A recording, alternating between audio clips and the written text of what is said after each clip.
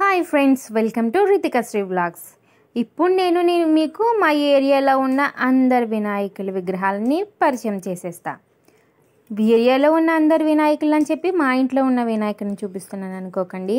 First మా ఇంట్లో వినాయకుని చూపించిన తర్వాతనే కదా బయట వినాయకులను చూపించాలి. అందుకని ఫస్ట్ మా ఇంట్లో వినాయకుని చూసేయండి, తర్వాత మా ఏరియాలో ఉన్న అన్ని వినాయకులను అయితే మీకు చూపించేస్తా.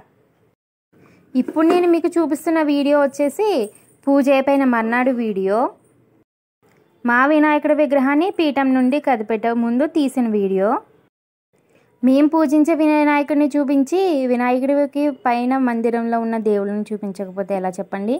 అందుకని మేము మందిరంలో పెట్టుకున్న దేవుళ్ళని కూడా చూసేయండి. విఘ్నాలను తొలగించే వినాయకుడు ప్రతి ఇళ్లలోని కంపల్సరీగా ఉండాలి కదా. అందుకనే మా ఇంట్లో కూడా వినాయకుడి ఫ్రేమ్ అయితే కూడా ఉంది. అదే ఇచ్చేసి నేను కింద పూజ పెట్టాను కదా, ఆ వినాయకుడు విగ్రహం ముందు అయితే పెట్టేశా. ఇకపోతే ఇవి వచ్చేసి మేము రెగ్యులర్గా ప్రతి వారం చేసుకునే పూజకి సంబంధించిన ఫొటోస్ అన్నమాట. ఇకపోతే ఇక్కడ వచ్చేసి నాకు ఇష్టమైన అందరి దేవుళ్ళ ఫొటోస్ ఉంటాయి. ఇకపోతే నేను మా ఏరియాలో ఉన్న వినాయకుడి విగ్రహాలను అయితే చూపిస్తానని చెప్పాను కదా. నేను ఆ చుట్టుపక్కల ఉన్న విగ్రహాలు ఉంటాయి కదా, ప్రతి గల్లీలోని ఆ గల్లీలో ఉన్న ప్రతి వినాయకుడి విగ్రహాలకైతే కొన్ని ఫొటోస్ వీడియోస్ తీశాను. అవైతే ఇప్పుడు నేను మీతో షేర్ చేసుకుంటాను.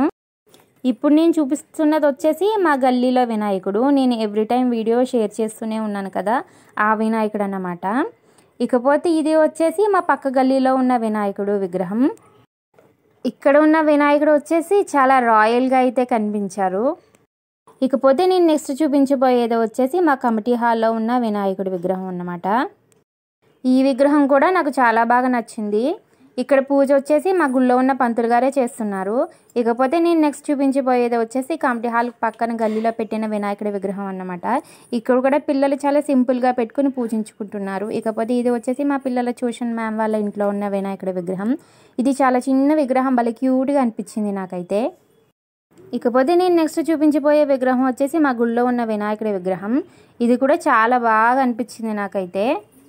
ఇకపోతే నేను ఈ లాస్ట్ చూపించబోయే వినాయకుడి విగ్రహం వచ్చేసి ఆయన తన తండ్రితో పాటు విచ్చేశారు, అంటే ఈశ్వరుడు సమేతంగా వచ్చేసారన్నమాట. ఇది వచ్చేసి మా గల్లీ పక్కన ఉన్న విగ్రహం అన్నమాట. ఇవ్వండి ఈ ఇయర్ నేను గ్యాదర్ చేసిన వినాయకుడి విగ్రహాలు. ఎవరికి నచ్చిన విగ్రహాలను వారి గల్లీలో అయితే ఈ విధంగా పెట్టుకున్నారు. వీడియో నచ్చితే లైక్ చేసి షేర్ చేయండి. మరిన్ని విశేషాల కోసం మన ఛానల్ ఇప్పుడే సబ్స్క్రైబ్ చేసుకోండి. Thank you so much for watching. Bye bye.